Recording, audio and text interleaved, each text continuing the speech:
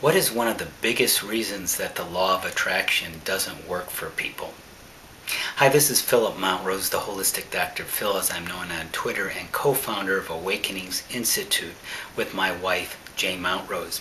And this is another tip in the Heart of Success with EFT series, and it has to do with the law of attraction and EFT. So what is the law of attraction?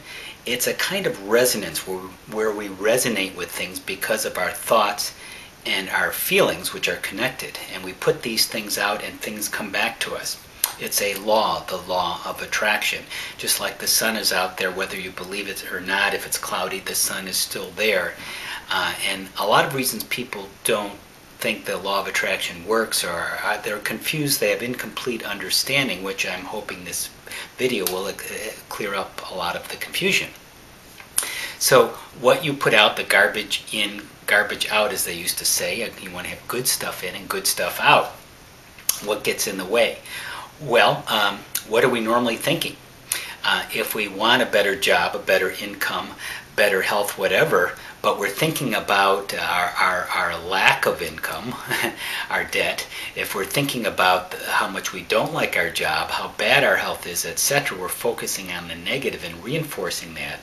We're focusing on lack, and the law of attraction is saying, bringing that to us. It's indifferent in that respect. So we want to change into this prevailing positive way of thinking and attracting and feeling to get the good stuff. And we know that interfering thoughts, negative feelings come in the way. What do? Well, this is where the EFT, the Emotional Freedom Technique, comes in. It's such a wonderful all-purpose healing tool. You can use this little tapping technique on virtually anything. Thousands of people from around the world have had very impressive results with it. What is it? It's simply an energy technique that rebalances the energy system. It's tapping on some pressure points, saying affirmations. Very simple. I'll explain and demonstrate here. So to give you a story about the law of attraction, and we'll show you how EFT will help you in just a moment. My wife was walking in a park along a sidewalk there with our dog, and she saw a teenager approaching her, and she had some negative feelings about the way this boy looked.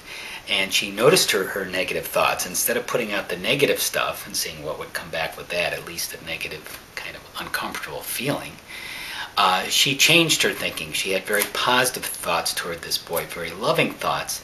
When he approached her and crossed the path, he said, "Boy, that's a beautiful dog you have there." And he had a big smile on his face. And Jane, my wife, said, "Wow, thank you very much." And it was a nice little interchange, and it was a very positive experience. So she put out the positive, got it back. But a lot of times we're staying on the worries, the fears, and that comes back to us sooner or later. And you want to monitor your thinking to have a prevailing dominant thought be the good stuff. But how do you get to that dominating thought and get rid of the bad stuff, so to speak? EFT, the tapping technique, based on affirmations. So here's some examples, and you're tapping on a pressure point or rubbing a sore spot while you're saying something like, "Even though I don't know how to get out of this debt, I can still love and accept myself, and I know good things will happen." Or, "Even though I have this health problem, I know I have resources, and I'm getting better all the time."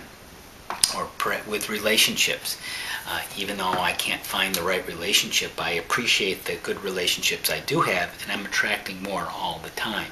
So you see, you're putting out the good stuff, and that's going to come back to you sooner or later. And here's another point. The timing. A lot of people are frustrated, like, "Gee whiz, I've said the affirmations, and again, are they saying it regularly?"